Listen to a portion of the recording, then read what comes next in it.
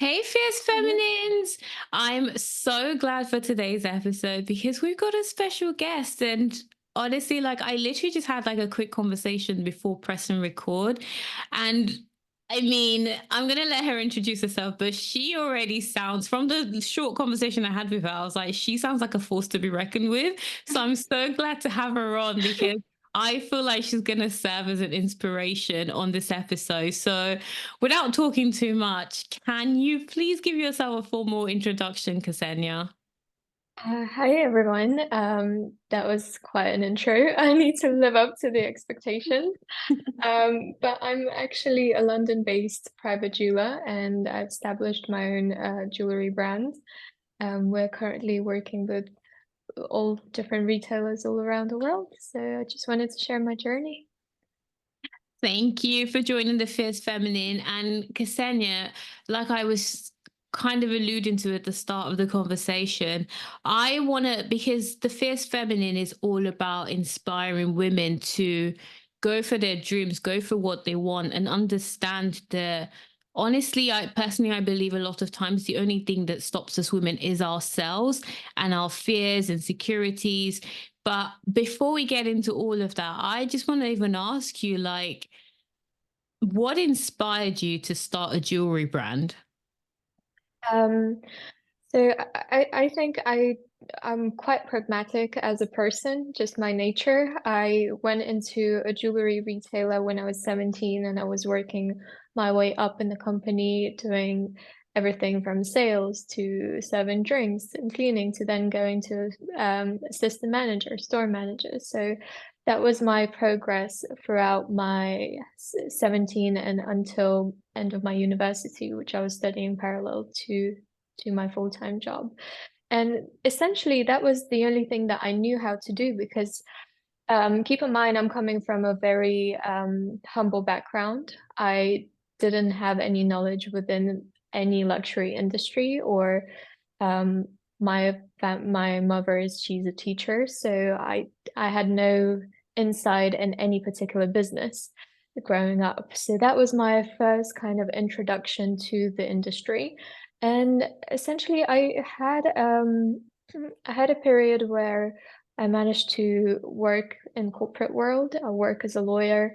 I realize it's not something that I enjoy. Yeah, it's probably good for a career. It's probably good for money and income, but it's not something that I was passionate about. And looking back, when I thought, okay, I need to have a business, I need to have my own stability and my own way of doing things and just the flexibility. The only thing that I could go back to, knowing very well that I know ins and out of this industry, was jewelry and was retail and luxury industry. So that was quite an easy decision for me because I do enjoy it. I am quite passionate about it. I know how it works. So I thought, "Well, let me do it. Let me do my own thing and let me do it better than what I've seen done." So that was the choice that I made. Okay. So you actually, Ksenia, you mentioned, I feel like, quite a few important things there in terms of your inspiration. So I'm going to highlight it because I'm also a big believer of this as well. So you mentioned about passion and you mentioned wanting to increase your income. And also you just mentioned you know the ins and out, you're passionate about it, but you essentially want to make it better. And the reason I'm highlighting these things is because I personally feel, and you also mentioned you are from a humble background. You shared with me that you were raised by your mum. And honestly, Ksenia, I don't know if you can relate to this, but myself growing up, I was born in West Africa, Nigeria. I personally believed that with my background, I was never really taught to go for what I want. I was never really taught to dream big. It was always limitations that were created. I even created an episode just the other day saying, I actually believed that the only ways to have more money, to have wealth, is either marrying to wealth or some rich person just happens to like you and they're like, you know what? I'll just give you some of my inheritance. Like, it sounds so ridiculous saying out loud, but genuinely, and this was buried deep in my subconscious. Like, those were the only, like, for me, those were the only ways to earn wealth, or you had to do really bad things to be wealthy. Like, those were the thoughts that were centered in my head when it came to owning wealth. And you now mentioning that one of your motivations to start your own brand, do your own thing, was knowing that you could earn more income, and also you could earn it through something you loved, essentially. And I feel like that's great. But also, I'm just thinking in that moment, what gave you the confidence to go for it? I don't know if it's probably a good thing to say, but I work out of fear instead of out of just inspiration, because I need to have this fear and just the desire to achieve something, and I have to be in a bad situation for me to kind of get my ass up and work. So, and I think essentially this is what my family unintentionally put me into, because I told them that I'm not happy doing law. I wasn't bad at it. I was just not enjoying it. But the only way they perceived me succeed is you either become a doctor, a lawyer, you go into economics, it's something quite stable and something quite, traditional. So that was the idea from my family, especially there was no choice about whether I want to go to university or not. I was have to go, like I Mm, had to go to the university. It wasn't even a question about it. And it is true what you said about marrying into wealth, and your parents are not seeing possibilities, and they feel like big money comes with suffering and big money comes with hard absolutely. work. Whereas I'm still till this day trying to explain to my mother that actually you don't work hard, you have to work smart. Big money comes much easier than little money. It's just that misconception that people need to get over.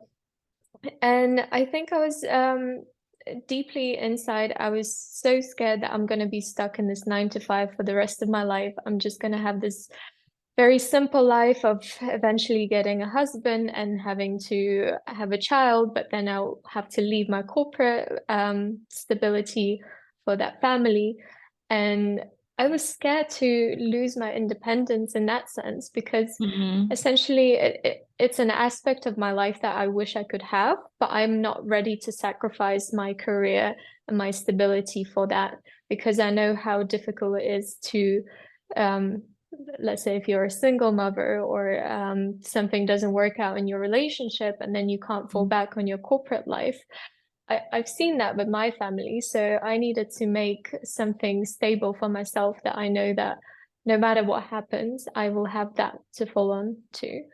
So I guess I was working out of fear, and I'm still scared till this day that if I work a little bit less, I'll make a little bit less. So it's pushing me. It's definitely driving me to achieve more and to make that safety net where eventually I will stop worrying and I'll be comfortable. So yeah, I guess that's my little trick. But you know what? So it's interesting you mentioned that. And I actually only just came across this in the last 12 months because I'm really into psychology and personal development. And I came across this theory that, and there's been a lot of research into it, that says that a lot of our human decision making, it's either driven, and what motivates us internally, it's either coming from a place of fear. So we're either being driven by fear, like I can't let that happen, it must not happen, or we're running towards desire, where I have to have that, it has to happen. So apparently this is like an internal motivator for human behavior and human decision making. But Cassandra, what I seem to find, which, so it's interesting that you say you're driven by fear. I find that a lot of clients that come to me for my coaching, for example, there is that fear. So the fear is not, it's not like the fear is not there. They are Yeah. actually being constantly chased by their fears. But in a lot of instances, they can't seem to get themselves to function beyond that fear. Like it's almost to the point where, because they're so fearful of failing, for example, or even fearing success. Like there are some people who, like, they're scared to be successful because they think success is going to bring more pain, more whatever it is, right? But the point is that their own fear pushes them to the point where they don't do it. So in your scenario, that you are actually driven by fear, how does that, I want to know more. I want to know how, like, that actually does motivate you genuinely. I feel like I'm kind of, I say I'm driven by fear, which is true. Mm, But on the other hand, I have so much desire in terms of seeing this world and see what it has to offer.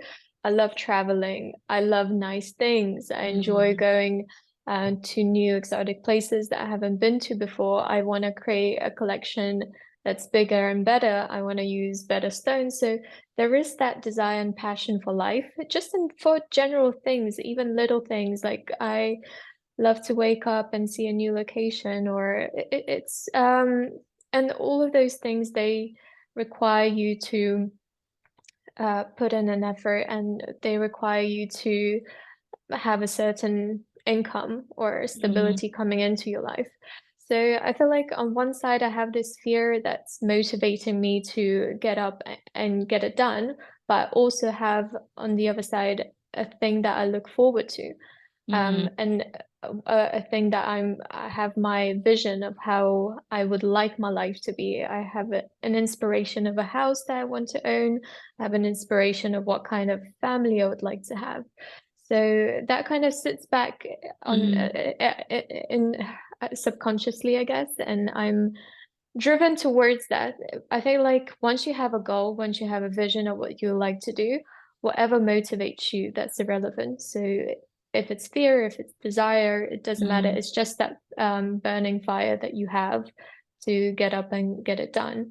But again, if as you said, if you don't have if you're just working for the sake of working, if you're building a business for the sake of building a business, and you don't really have a goal or a higher purpose to why you're trying to do that, I feel like that's when the fear is actually going to eat you, and that's just when you're going to procrastinate and not actually want to do something.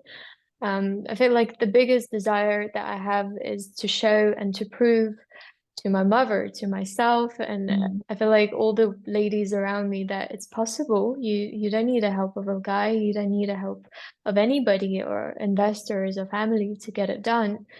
So that's why I have this it might not be achievable.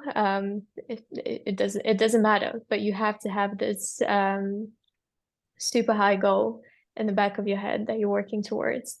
And eventually, on your path towards that, you'll achieve other things that you'll be grateful for. So I feel like it's quite important to have a vision in mind.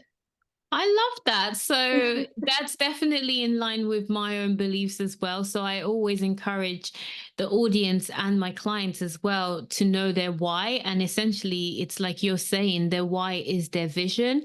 And the other thing I always constantly remind people about is the fact that don't worry too much about the destination. Like, have the destination, but just you committing to that destination, that's what starts to open up the doors. And once you start to see the opportunities, go for the opportunities, and don't be so overly tied down to, no, but it has to look exactly this way. Allow yourself to go for it, and chances are those opportunities will start to shape up something even bigger than what you, like, beyond your own wildest imaginations, like bigger than what you even thought of in the first place. Yeah, 100%. There are so many things that happen in my life that I'm so grateful that they happen differently to what I imagined, because they're so much better. And yeah, you just never know what's going to happen. And every path and every journey is quite exciting. So even if it's something bad or something negative, it just has to happen. It's a process of life. If we had everything perfect and everything just exactly how you planned out, you won't be able to enjoy the moment. You wouldn't know what is good for you. You wouldn't know the difference between good and bad because it's just all the same. So you have to appreciate every single moment that you have in your life. Okay, and then so Ksenia, what I was going to ask you is, from working in a jewelry shop to owning a jewelry brand, I feel like it is like you say, it's a high goal, right? So yes, you may have known the ins and out from working in that jewelry shop, but it is a different ball game to then owning your own jewelry brand. So my question to you is, how do you approach, or how do you address your life in moments where you may feel overwhelmed? Or do you even can't talk, do you even experience overwhelm? And if so, how do you help yourself in that moment? 100%. I get overwhelmed quite often. Mm. So um, I think owning a business, you get those extreme moments where you're like, can I even pull this off? Is this happening to me? Yeah. You have some clients that come up to you, and you know they're very well off. They have a certain status in Mm. our society. And when they come to you asking for a product or asking for a service, you have two sides of you. So you're very excited and you're very grateful for the fact that this person came to you and requested your service.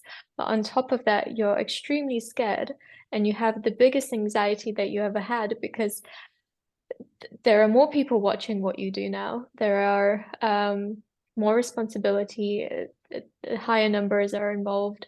So the risks that you take with the opportunity are much greater. And I don't think I managed to find that specific trick of how I can cope with the anxiety. I'm quite spiritual as a person, so I feel like Same. meditation Love and it. so I fall back on my spirituality and I fall back on my teachers and my mentors. Actually, two of them being Nigerian, I'm very grateful for Oh, them. yay. Love it, love it, love it. So they have helped me out a lot, and I cannot thank them. They know everything that happens in my business. They know 100% of all my fears and all my worries. And I feel like because they're a third party, they are able to break it down for me in very simple terms where I'm like, okay, if I can get past this step, it should be better. If I can get past the second step, I'm pretty much halfway done. So they able to talk to me in a way that I understand the situation. I can see it from a different angle. I'm also able to fall back on my personal spirituality and just be content in a moment and see it as part of my life and part of my journey. So that's how I feel like I cope with my anxiety. But Mm. that's not to say it doesn't happen. It happens very much often, maybe every week or so. But I think every person has to find that tool that they are able to use in order to cope with it. It can be, for some people, it can be sports. So where you can just switch off and get into a different zone and your brain is not working, but you're able to relax. It's a form of meditation. Other people use music or creative arts to express their anxiety, but you definitely need that external factor to be able to cope with whatever you're going through, because it will happen no matter what you do, no matter which business you're in.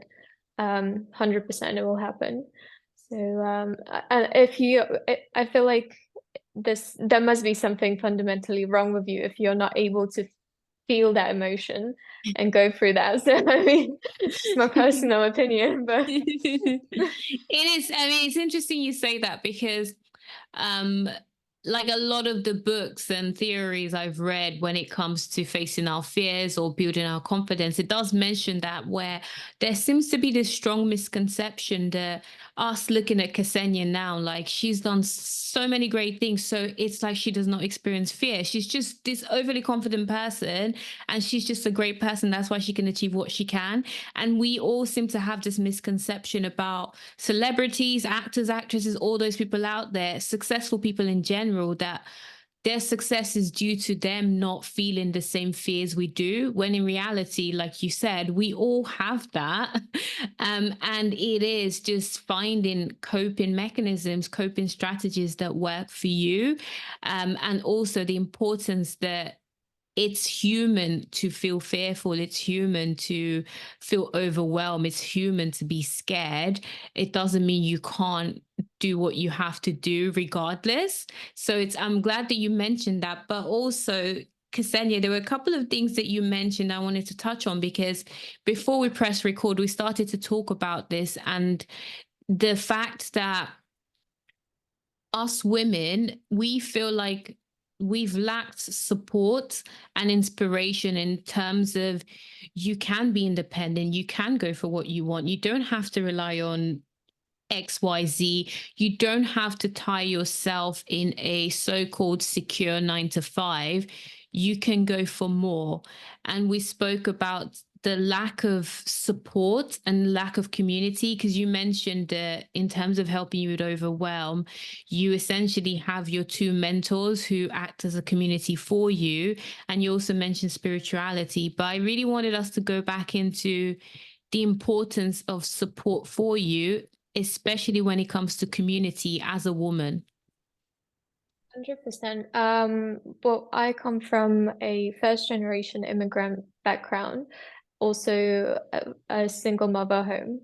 So my mother raised me on her own. I didn't have any support of siblings. I'm the only child. I didn't have any support of a family because we immigrated, just the 2 of us. So growing up feeling as a foreigner and growing up feeling that you don't really have a home, you don't really have a community to go and fall back onto. Essentially, you had nobody apart from your mother. And my mother had very kind of stereotypical Soviet style beliefs where you have to go to a standard job, you have to be a doctor or lawyer to be successful. And if you fall outside of that box, suddenly you're disgraceful. I You're a love shame it to the because family. you sound like a Nigerian family. Like, it's very similar in African homes as well. It's like hundred set percent. career progressions, and if you're none of those, then you are a failure. 100%. And I took a gap year actually, which was disgraceful in the eyes of my mother. So she was so ashamed that she hasn't told anybody back home that I'm not studying. Wow. She kind of ignored that conversation for a whole year. And then suddenly when I surprised her with the fact that I'm entering a law school, I kid you not, within a day, I feel like every single auntie and cousin knew that I'm entering law school back home. Which I don't know. I mean, it's just the way she is, which is fine. Um, but yeah, I feel like people don't understand how effective your family is and how important the support of a father figure is, and how important the support of family and siblings. It's so important to a person, because I feel like I met my mentor from Nigeria at a crucial turning point in my life. So that's when I was still working at a jewelry shop but graduating my law degree. And he was there to support me and to make this transition as easy as possible. I knew that if something happens, I can go to him, he can speak to me, he can support me, he can guide me. And I knew that he had the best intention for me, so because he acted like a father figure and his kids were the similar age as me, so he knew exactly what I was going through. And that was so important, because uh, many women fear going into an industry which is a male dominated. Even if you look at jewelry, it's pretty much male dominated industry.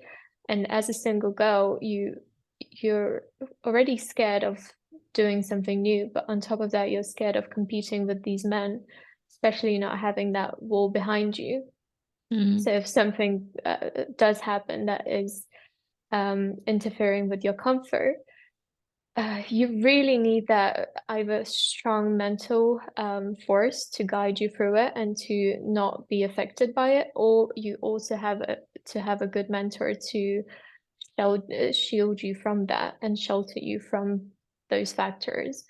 And I was very lucky to have that person next to me. And till this day, he is helping me greatly.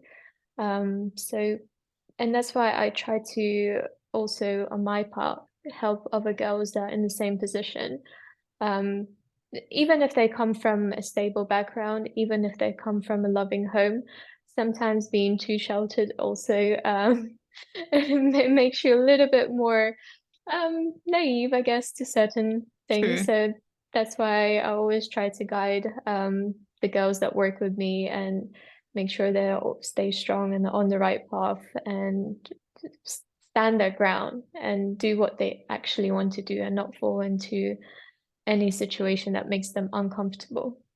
Mm. So So, yeah. Ksenia, the other thing actually, I was just thinking of you mentioned, I think this may have also been before we pressed record, but we were talking about how there's a lot that goes into owning a jewelry brand, let alone a fine jewelry brand. Like it's a lot. It's a lot building a brand, it's a lot owning a business. And I was even thinking, like I was saying to you, like sourcing materials, all of that. Like, how do you work with yourself? So, this is a bit more of a practical advice. How do you help yourself break things down to make it more achievable? How do you also, yeah, so let's ask that question first and now move on to the second one. So, it's like, how do you help yourself break down that big goal into more achievable chunks? I think you have to probably take a step back, and when you're building a jewelry brand, you have to have an idea to why you're building a jewelry brand. If you're just trying to make a generic jewelry brand for money and the product is the same as what you could see on high street or in other stores, and there's no factor that's allowing you to compete with other brands, you're going to struggle. As I said, I'm quite pragmatic, and industry research play a quite big factor. So I was quite lucky to deal with a few different brands prior to opening my own. So I knew their strong points. I also knew their weak points, and I was able to navigate between those and find the factors that I could use within my brand to make it unique. So I would change a price point to make it competitive. I would have a certain idea. So we have the Icon Queen collection, which is designed to inspire women, and it's designed to represent independence, power, and elegance. And there's a story behind it, and there's a meaning behind it. So that's already a differentiating factor to other brands. So I feel like you have to do an intensive market research. You have to find one or two, maybe three aspects to how your brand is different. And you have to start small. You don't need to invest crazy amount of money. You need to invest in your idea, and you need to expand your um, voice in terms of what you're trying to portray into the world. So if it's independence, power, and elegance, I feel like you should start with one collection, see how it goes. If it's doing well, then you can expand that collection. So the investments Mm, can be quite minimal, and there are many resources out right now for you to, prior manufacturing an actual solid gold piece, you're able to make a internet CAD design. So oh, wow. essentially just an image online, and you can test run the ads and you can figure out what works and which design gets more traction. And then once you know that actually this one is going to sell because I have X amount of requests and pre-orders for it, then you're able to design that and make it and manufacture it because you know that already you have 10 clients waiting for it. So I say always start small, because if you start too big and if you take too much upon yourself, you're gonna be overwhelmed and you won't be able to do much with that. You're probably gonna crumble halfway through. Mm, And market research and see how you are different. Always try and be different. There's no point of being the same. Um, be different and be better than of someone else. mm. That's really helpful. And actually, it brings on to the second question I was going to ask you. Because from my perspective and my experience, I've noticed that there's a strong tendency for people to only measure their success based on money, which, yes, money can be a measurement of success.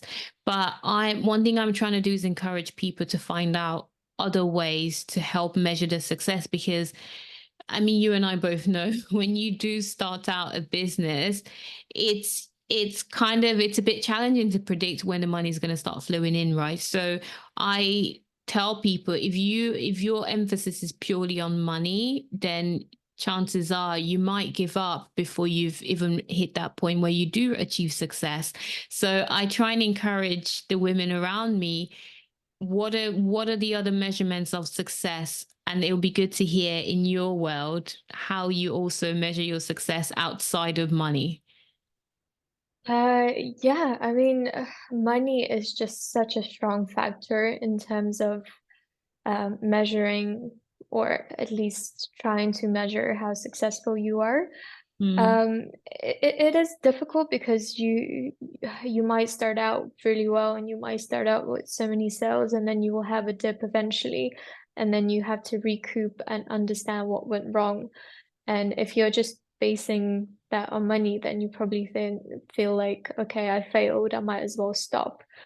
So mm, that's why I feel for me it's if I'm still able to keep going, if I still have clients that are enjoying the product that I make, even if, let's say, this month I have 10 times less clients than I had previous month, even that one person is so valuable to me and so important, and just any kind of interest within the brand and the motivation that we have behind the brand inspires me to do more. So if there is energy within what you do, if it's coming from other people, if it's coming from your own passion, I feel like you should carry on and do it, even if it's not making you money. Once you lose that fire within yourself and within whatever you do, I feel like that's when it's going to die. That's when it's not going to. There's not much you can do with the dead product. So but if you still have that desire within yourself, if you still have that fire, but maybe not the right amount of money in your bank account, carry on. Keep going. The money will show up eventually. I like that, but and I completely agree, because I'm completely with you as well, where I'm coming to the understanding that the passion has to be there. The passion really helps. Like if your sole focus when you go into something is purely money, then yeah, chances are it's easier for you to give up when the money's not coming. Or but like you said, the money will come eventually. Just keep at it and focus. And at the end of the day, I say to people as well, like, do you want to, I mean, we all know, like, there's so many stories of successful people out there who they have all the money in the world and they're unhappy. So it's like, what's the point? And I say this to people as well. I'm like, what's the point of leaving your 9 to 5 that you're unhappy and going to start your own business, and you're not passionate about it? Like, you're going to end up in the same scenario. Yes, maybe there's more money in your bank account, but you're still unhappy. So why do that 100%, to yourself? 100%. I'm a strong believer that money is just a form of energy. And I always come up Yes. with some kind of project where I'm like, oh, I really want to design this piece, but I'm like, it's quite expensive. Do we have free resources in the company to just put into this creative idea? But well, I have this passion, and I'm kind of like, oh, I just really want to do it. I really want to create this. And I was like, okay, let me try. Let me get a design done. And suddenly you realize that money just shows up through different different roads, different people, different clients. They pop up and give you just the right amount for you to be able to fulfill that project that you had in mind. So, strong believer that money is an energy. If you have passion, if you have desire to create something, that means you will receive the resources to do it some way or somehow. Maybe not in the form of money, maybe you'll receive the right contact, the right person, you be in the right place at the right time, but somehow it will work out. Yeah, I completely agree. And honestly, absolutely completely agree with you. But one thing before we do wrap it up, one thing I was gonna, oh God, now like my brain's just gone blank. I was about to say something, and yes, I remember now. So what I was gonna ask you is, I mean, I know your journey's carrying on, but I was gonna ask, what have you enjoyed the most about building your brand and building your business? I think being introduced to different people with different walks of life, different cultures that I never even imagined I'll get to know them. And I get to know their families and the backgrounds, different nationalities and religions. It opened up my mind and it opened up my bubble so much that I get to enjoy and experience life to such a greater level that I had before. And I'm very grateful for that, and I hopefully the business will give me more resources to meet and expand and see different parts of the world and what it has to offer. Again, Ksenia, I know I said that was the last question, but I've got one more question.